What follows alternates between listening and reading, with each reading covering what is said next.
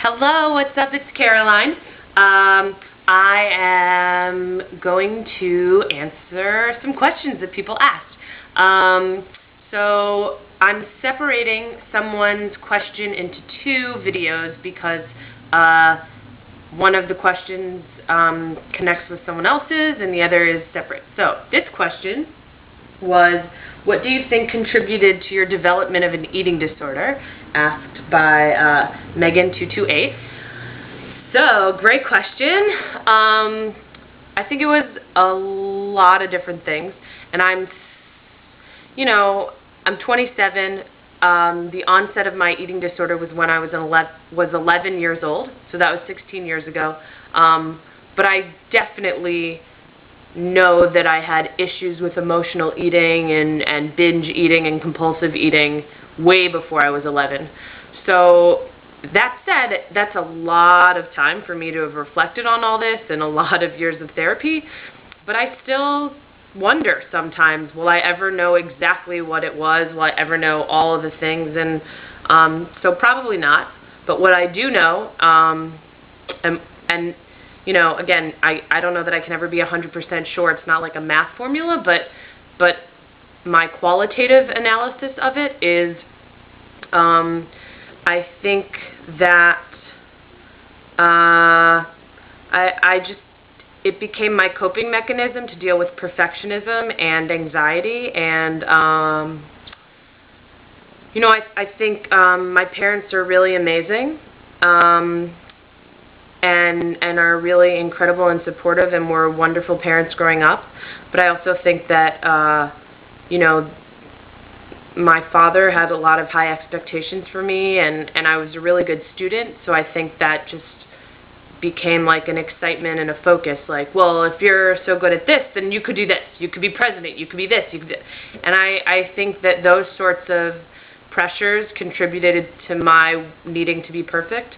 I also grew up in a very busy household, and again, it's difficult to say all this because I don't want to blame my family or my house or growing up, but what's different and what develops into an eating disorder or addiction or not is how you cope with it.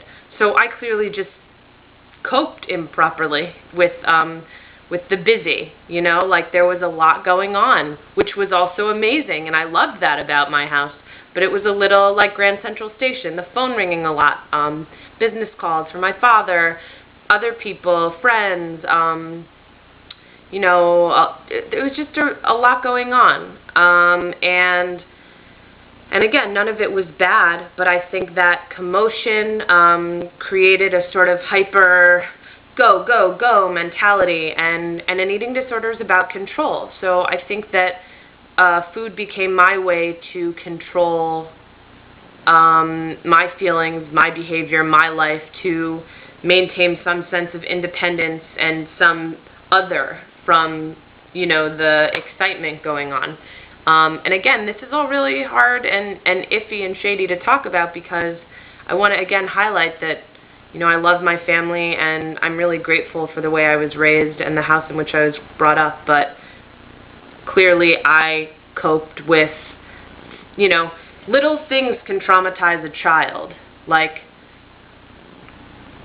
being left out on the playground can traumatize one kid and ultimately become some pattern of rejection and neglect, and that kid ends up with, an addiction or an illness of sorts, or, a coping mechanism like an eating disorder, and the other kid just brushes it off.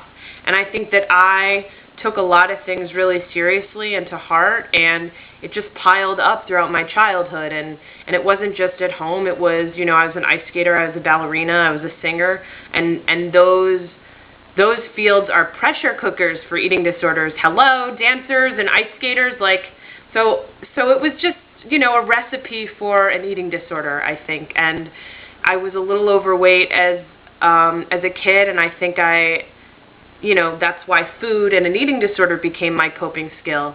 It could have been something else. So I think it was just this sense of needing to be perfect and wanting to break away from the excitement and the expectations, and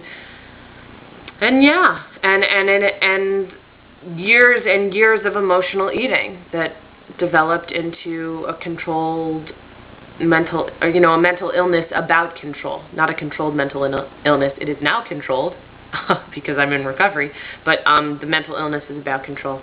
I hope that helps, and I hope anyone who's watching this that is close to helping raise me knows that I'm grateful and I'm not blaming. I'm just helping answer a question in my own journey to understand this.